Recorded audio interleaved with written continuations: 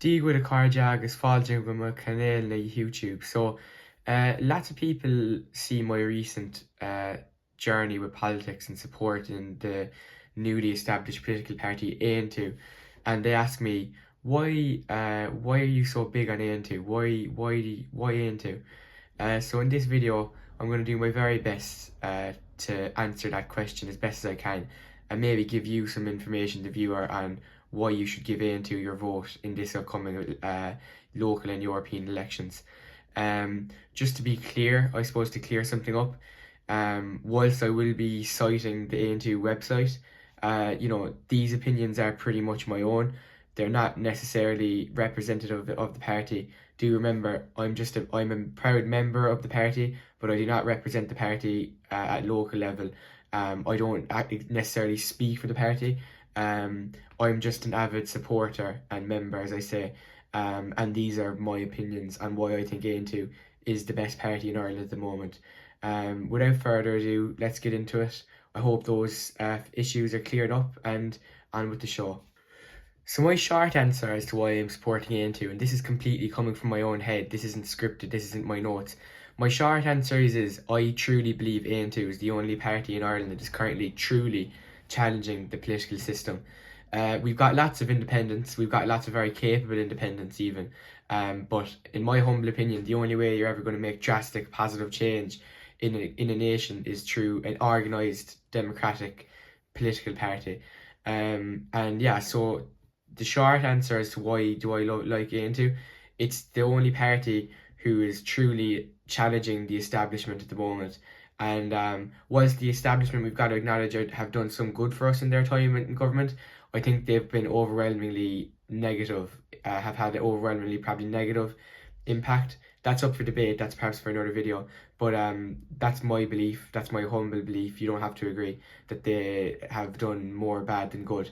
And as a result of that, Aontú is the only political party and group that is truly challenging their sort of and it's not just, and to diverge a little beyond that, yes, I think Aontú is the only party truly challenging the political system, but it's not just challenging them, it's not just giving out to the government, we're providing real solutions, and that's what I'm going to base my the longer part of my answer onto.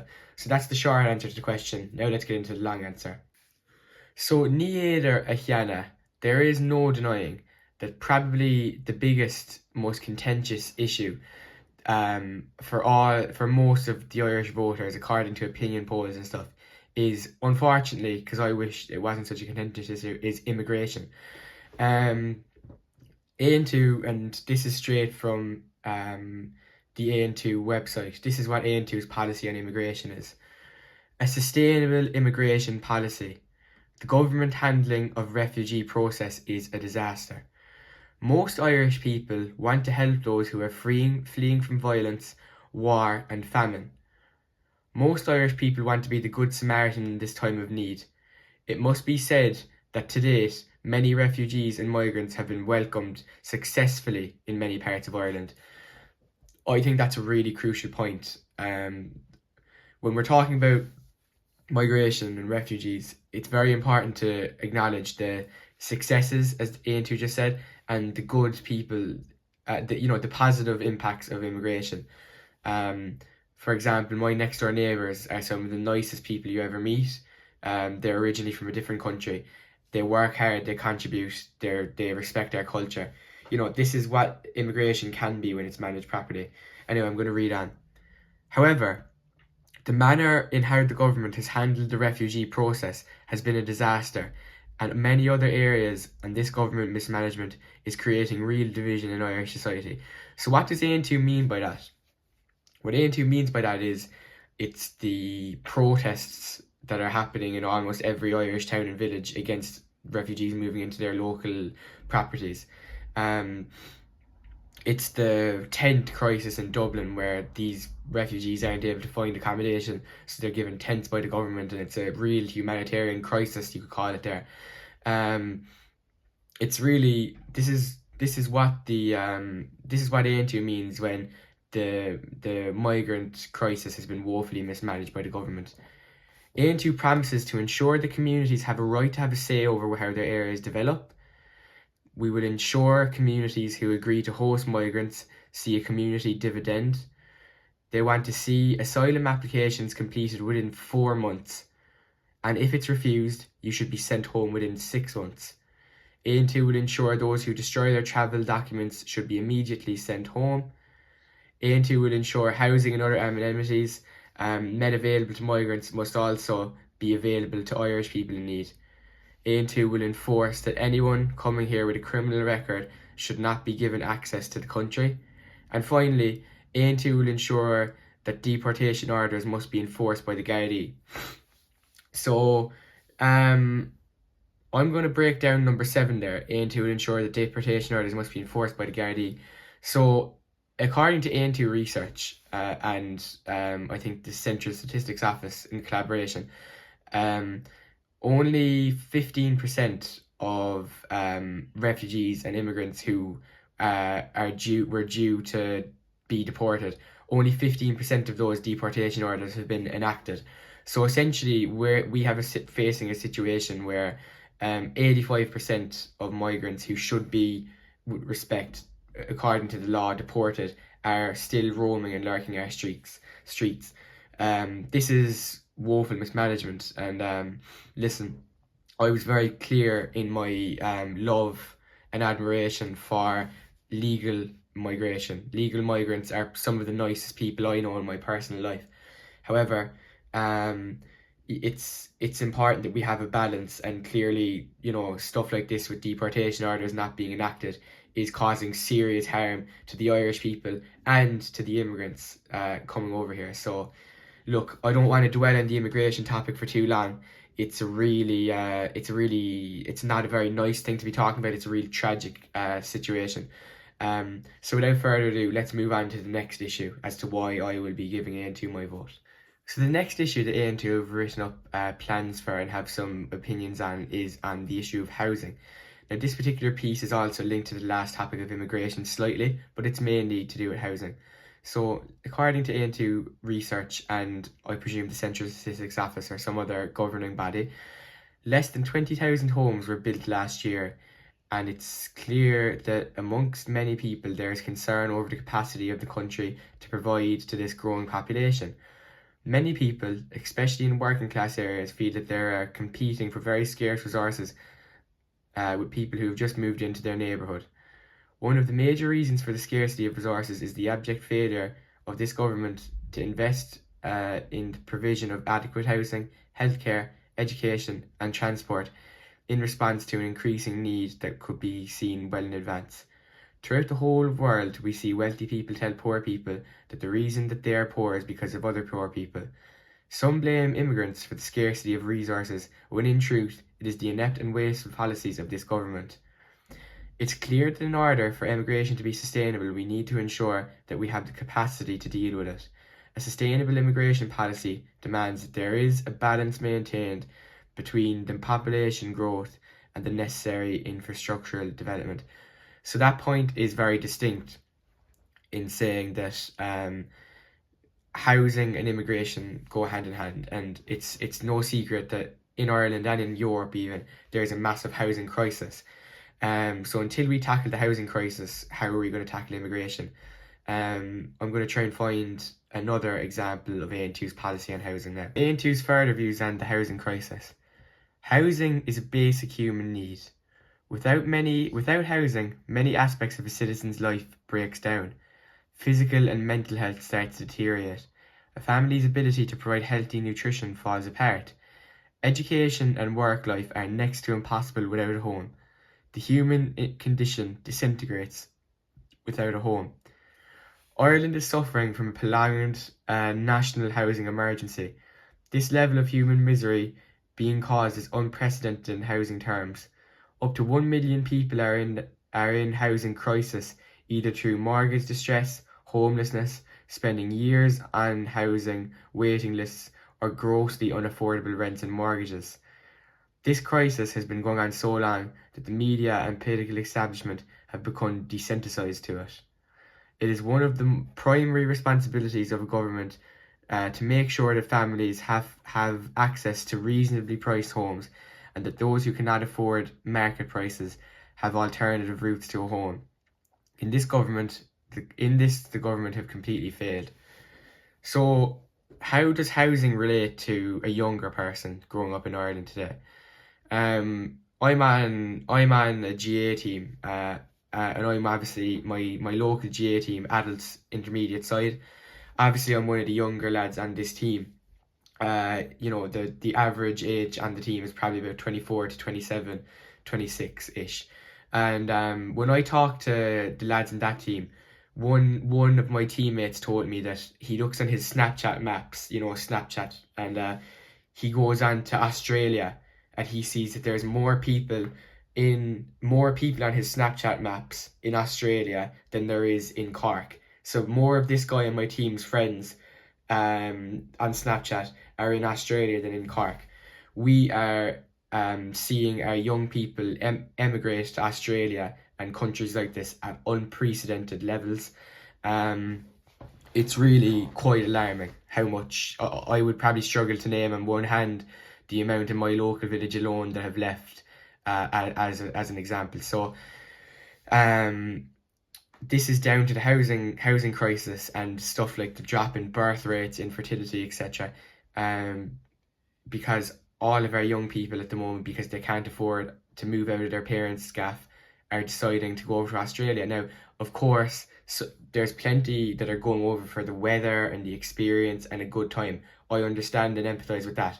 But this amount, I don't know. It's quite unprecedented, the numbers that are leaving for Australia. Um, and this is, in my humble opinion, and I believe Aontú would probably echo this. It's like quite largely down to the housing crisis. It's huge costs in rents and mortgages is driving people out essentially. Um, so I'm gonna make the final policy on housing, and then we will wrap up to the next issue as to why I'm voting for A&2. So this paragraph is titled Housing Dysfunction. In a normal, well-managed society, housing prices should roughly equal 2.6 to 4 times annual income. The south of Ireland, the average salary is 44,000 and the average house is 340,000 euros. The average housing price is 7.7 times the average salary. Average rents in the state are 1,100 euros per month. In Dublin, they are 1,600 euros per month. In Dublin, families on an average wage are paying well over 50% of their after-tax income on average rents. For people in the minimum wage, both renting and buying is impossible. This has a number of effects. It prevents large sections of society from buying their own houses. It forces them into renting, which chases a limited supply and forces up house rental prices. Extortionate rental prices are force families to depend on limited social housing, and many find themselves homeless. Another outcome of housing dysfunction is the sprawling commuter belt. Many families have had to surf a wave of affordable rent westward in order to stay housed. This has often meant that multiple moves from countries such as Louth, Meath, Kildare, Wicklow, and towns and villages in Ulster, Munster, and Connacht. These multiple moves are disruptive to family life and education. It has also led to commutes and significant traffic congestion due to a lack of public transport alternatives in these areas, and it is adding significantly to transport-related carbon emissions. So that's interesting how A&2 are destroying this government's sort of whole Raymond Matra from within, saying how this is significantly contributing to transport carbon-related emissions, because of course the Green Party is so big on green policies, and we'll get onto that more in a while when we touch on agriculture. But in fact, the housing crisis is really what's causing so much dangerous carbon emissions, because essentially, as Paolo Tobin says, families and workers who work in Dublin because Dublin, we're such a centralised country where Dublin plays such a role in job opportunities and stuff, that people are having to live in commuter hell, travelling all the way from Ulster, this, far off Leinster counties, some northern Munster counties, and even a couple in Connacht. People are having to travel every day in and out of work. This is how Paddy Tobin describes it. So you wake up at 7 a.m., you drive 3 hours to work, you work from 9 to 5, you get out of parking about 6 or 7, you drive 3 hours home, you're home about 10 or 11 o'clock, and then your kids are in bed. That's no life. That is no life. That is hell. That is making parents not being able to be as present as they would like to be with their kids. And ultimately, a nation is built on family, in my opinion. So, I truly believe that the housing crisis and the commuter hell crisis, as a result of no housing opportunities, is causing serious problems. And Aontú, this is why they will get my vote, is because Aontú promise to tackle this justly, under our Rema mantra of economic justice, obviously unity in life also, but this is definitely falls under the branch of economic justice. So that's my second reason why I'm voting Aontú. Aontú promises to reduce the housing crisis and to create opportunities for younger people like myself, that we can own a home and raise a family without having to worry about traveling hours to work, or ridiculous, preposterous things like this. So yeah, that's why this is the housing crisis and how Aontú will respond to it is another reason why I will be voting for Aontú. So the next issue why I feel so passionately and strong about voting for Aontú, and I learned so much from the time when I went to the public meeting in Cantark for Aontú, is the issue of agriculture, farming and rural Ireland. So the reason why this hits so close home to me is because I come from generations of farmers. My granddad, my uncle, and all of their fathers before them all owned land and owned farms. And all you have to do really is to understand the Irish people's affinities with the land and farming, is to look to John B. Keane's play and later turned to movie The Field. The Field illustrates the lengths that the Irish people will go to protect their land and protect their farms. And listen, I'm in no way an Irexiter. I certainly want Ireland to stay within the European Union. That's why I'm voting for European candidates. However, the European Union, I think, does need some sizable reform, and the attacks on farmers from the Brussels Parliament has been nothing short of disgraceful. So I'm going to be giving a few of my own opinions on this in a while. Firstly, though, I'm going to go and reference Aontú's website once more. So Aontú, this paragraph is titled, "Farming is a key sector of Irish society. It is the backbone of our rural communities." So, there are 162,500 farms in Ireland, north and south. That figure has been falling continuously for the last number of generations. This is happening in large part due to economic difficulties involved in farming. Like most of the sectors of the Irish economy, statistical data on Ireland as a whole is in short supply. There is a hard border when it comes to joined up information. This is a major challenge in the economic management of Ireland. It is Aontú's view that the majority that this information gap needs to be fixed. Farming is a key sector of Irish society. It is key to our food security. It is the backbone of rural economies, and it generates significant economic activity and employment. It produces 7% of the gross value added, €13.9 billion, 9.8% of merchandise exports, and it provides almost 10% of all employment in the south of Ireland.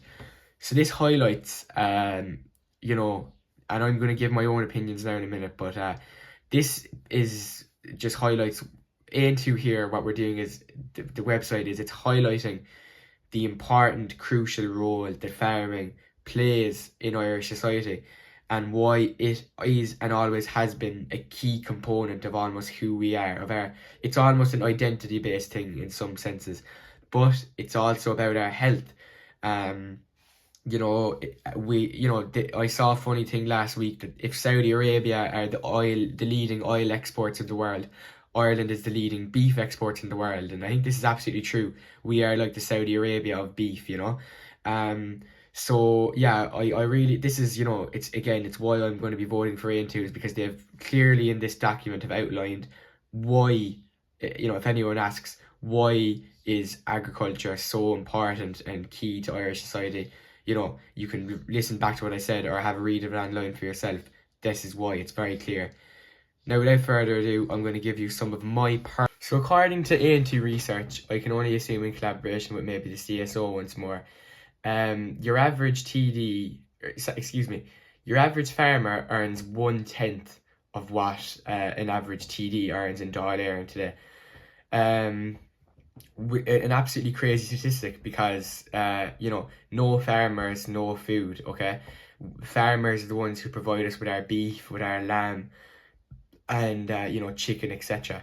So in my opinion, and this is I believe what A&T want to do, is to work to improve farmers' income, and we can do this through Europe, because the EU recently put in legislation called the Climate Restoration Act. Now, I would implore you, and I'm going to do my best to leave a link in the description to hear the facts about the Climate Restoration Act, because I'm going to perhaps be, paraphrasing here potentially, I would concede. However, at the Climate Restoration Act, its main function is to put huge tax on farmers for to restore the climate in the name of climate change. And listen, climate change is a very real existential threat to us as a human race, I believe. However, I'm gonna quote here my good friend who I met at the public meeting in Kanturk, a lovely older man named Fergus O'Sullivan. And Fergus told me, and what he told me it really stuck with me, and it resonated with me because I can almost relate to it because my family would be the same. He said, I own cattle. My father before me owned cattle. His father before him owned cattle also. What's the common trend? He asked me. I wasn't too sure at the time. He said, it's not the farmer's fault. And that was a line that was so simple, so eloquently put, but he's dead right, and it stuck with me. Because the farmer is not the enemy of climate change. If there's anything we can do to, and I'm talking as if I'm a big farmer here, I'm not, but if there's anything, I'm just going to say, because I'm representing them here, that we can do to lower carbon emissions and climate change and all this, absolutely educate us. But surely it doesn't have to be through extreme tax and lowering of wages and just disrespect, to be honest. At least consult farmers on issues like this before you pass such heinous and extreme laws and acts. I think that's all farmers would ask for, really, is that you kind of tell them what is it that we're doing wrong here, and how can we rectify that, and can you please just consult us. And that's not happening at the moment with our current MEPs, and that's why I believe you should vote Patrick Murphy number 1 for Ireland South, and Aisling Constantine if you're in Dublin, Peadar Tóibín if you're in Midlands North West, because these are people who will ask the European legislatures, why couldn't you consult farmers on issues like this? Because I'm sure that's all farmers will ask for. What are we doing wrong? What can we do better?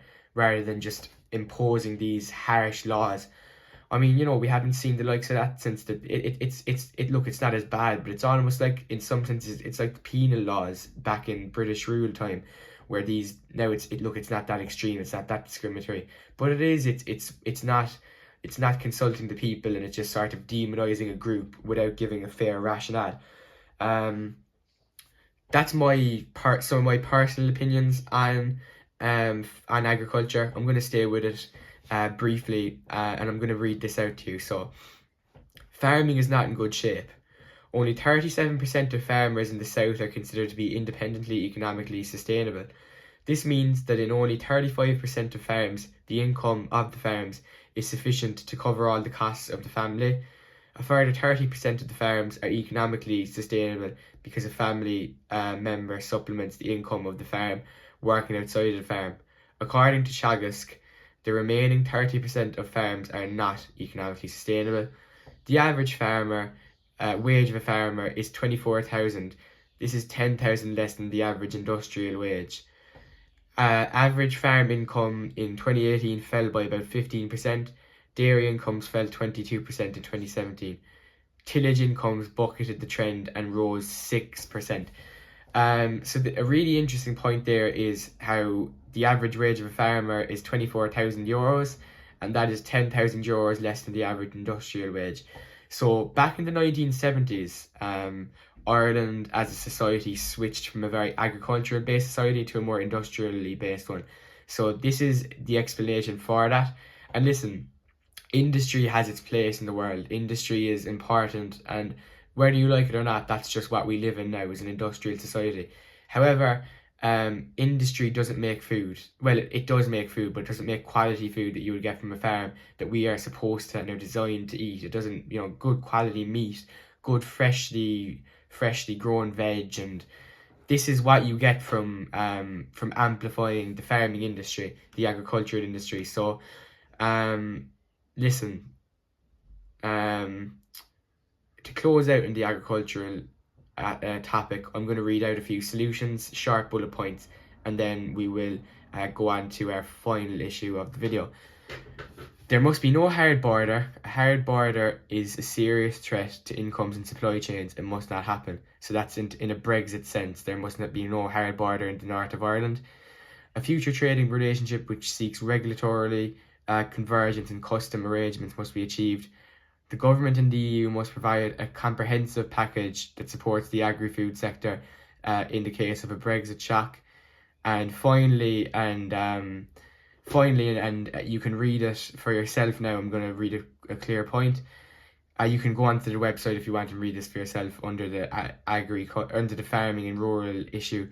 But it says, given that the average farming wage is 24,000 euro, it does not make sense that the Pillar 1 Basic Payment Scheme, BPS, is in the next Common Agricultural Policy is capped at 150,000 euros. Aontú seeks that cap to be significantly reduced. This should be done to protect small farms, many of who are living in poverty. I take my uncle's farm as a case point example. Farmers all across the country are encouraging their children to go out and get college degrees and get a job that way, because it's no longer financially viable to run the farm. Of course, anyone who wants to keep it alive is for sort of traditional family reasons rather than monetary ones. And I believe Aontú, if you give them their vote, will work to improve these treacherous conditions for farmers and make it an honest, viable living once more. Look, I hope you learned something. I hope you take something from that. Aontú is huge in agriculture, and I believe it always will be. And I hope you take something and learn from that. So without further ado, we're going to go on to our last issue of today.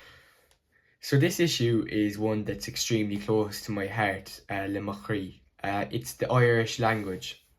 This is something, listen, my dream in life, my ambition at the moment is to become an Irish and history teacher, Gaeilge plus star. This is something that if I continue to be in the party, which I hope and plan to be, I will hopefully be at the forefront of with the party. The Irish language. Ireland needs your vision, not Fine Gael division and spiraling economic injustice. So Irish is a wonderfully rich cultural gift. It's an irreplaceable part of the diversity of the planet.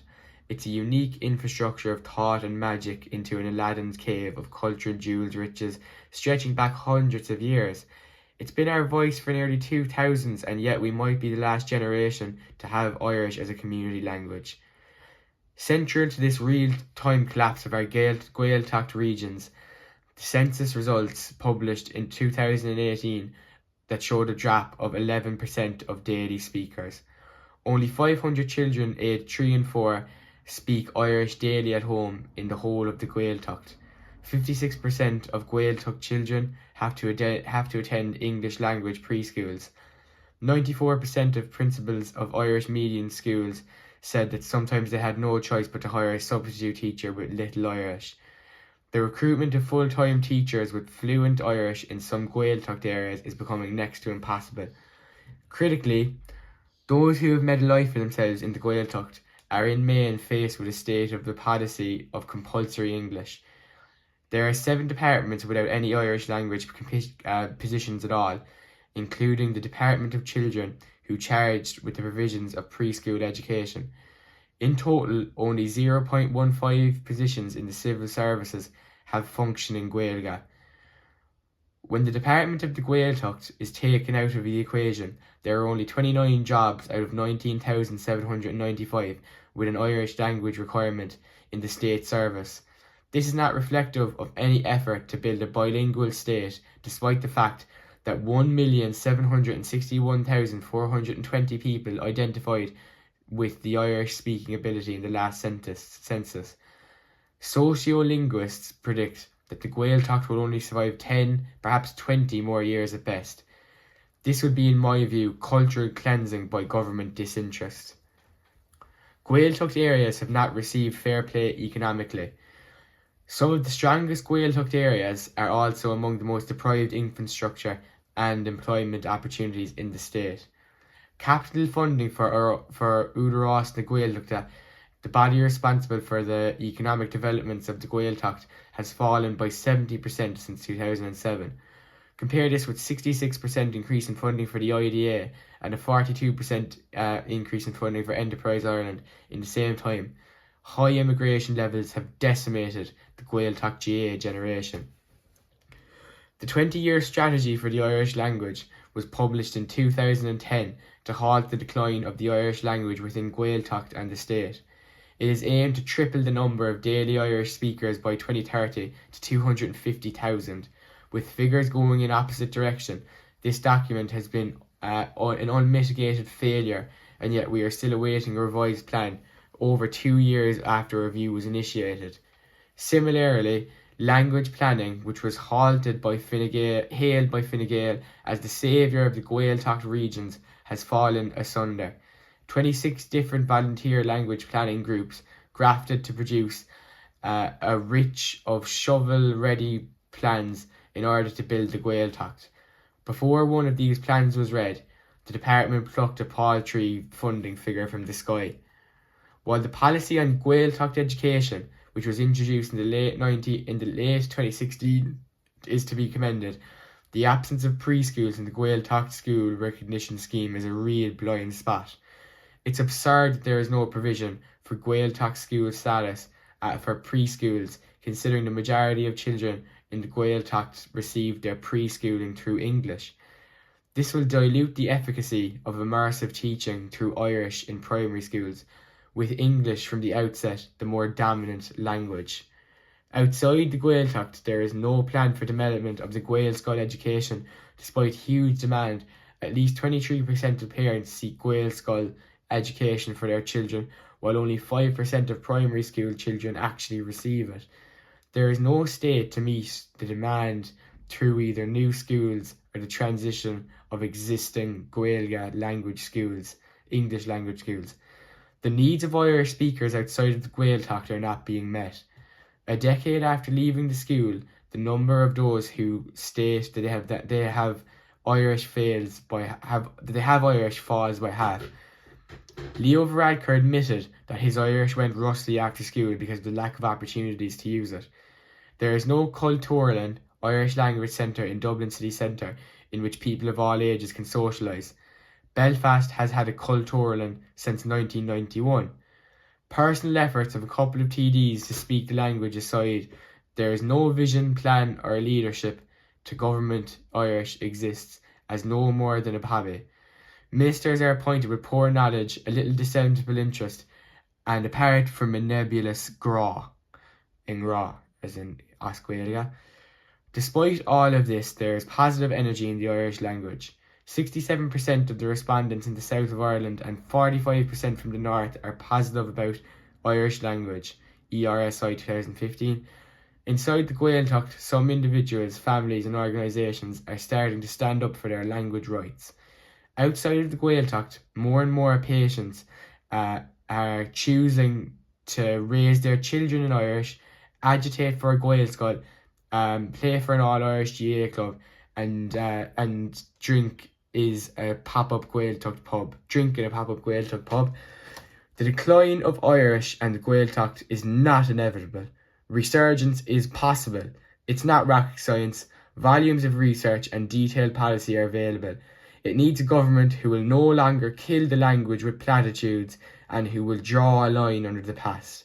It does not need a government who, after teaching everyone Irish, then prevents public services being accessed as Gaeilge. The Irish government needs to create a new deal for the language. We need to send a message to families raising their kids in Gaeltacht communities, students and adult learners. Speak the language today because tomorrow the language will be stronger, more extensive and more valuable. Central to this is the role of Irish within the school system. Some aspects of our policy is detailed below. So, I'm going to let you folks read that, some of Aontú's policies on the language, what we would do to change, etc. However, I rest my case. That really touched my heart actually. That little piece on Irish there off Aontú's website. Speaking as a person who is in the midst of their Leaving Cert program at the moment and wants to become a Múinteoir na Gaeilge, I suppose one thing I would look at reforming is the way Irish is taught in schools. Everyone absolutely hates it. However, what I would say is there has been something positive recently in that the oral is now worth 40% of your exam. So that's giving people more incentive to keep higher level on one way, so people are learning a higher standard of Irish. But also, I found when I was studying for my orals, I had never been so immersed with the Irish language than when I was studying for my orals. I actually, funnily enough, I was studying so hard and practicing so much that I actually ended up having dreams as Gaeilge. Yes, I did. That was how immersed in the language I was when I was actually doing that oral study. Since I've been done my orals, I've completely stopped on my oral study and I've gone back to writing and learning off these boring poems that nobody wants to learn and all this kind of stuff. And I found that, I found that I'm definitely not having dreams as Gaeilge anymore. I'll put it that way to you. So I think the fundamental way we tackle Gaeilge in this country, as Aontú say, it's not rocket science. We've got to make it bring more incentives for people to learn it and bring more public services options as Gaeilge, because the interest is there. I know that the Irish people want to speak their native tongue. I know that we do. I see people every day in my personal life and online who say, I want to have my language. It would just be so cool to be able to speak as Gaeilge to people, and they don't know what you're saying, and it would just be class. Obviously, English has its benefits. English is great to go across the world and you can talk to people, but wouldn't it also be cool to go across the world and we talk to each other and they can't understand us? Not in a racist way, but a bit like when our foreign friends that come over to Ireland, a bit like when we hear them speaking their native language. How cool would it be if we were able to do that? Completely non-political. Let's take politics out of it altogether. You can be a staunch unionist for all I care. I think the Irish language has its merits and we have to do everything in our power to protect it. That's going to be the last issue for today, folks. Look, in summation, why am I going to be voting for Aontú in the upcoming elections, European and well, I won't be in local. There's no local candidate in my constituency, unfortunately, but I will be voting Patrick Murphy for Europe. Look, I'm going to round it off with this quote. We are currently in a tumultuous era of Irish history. However, we are going to write the next chapter and it's going to be a prosperous one. At Aontú, I mean. Please give Aontú your vote if anything that I said to you today resonates with you and you think, that's actually quite a good idea, that, yeah, gee, fuck it, he's speaking sense there. If you felt that at all in any way, please consider giving Aontú your vote. Because I sincerely believe that they are the most capable party in Dáil Éireann today, with the most capable people who will represent us at a European level and national level fantastically with true due diligence. So yeah, I'll say it once more and I'll round off with this. We're currently in a tumultuous era of Irish history. However, we are going to write the next chapter and it's going to be a prosperous one.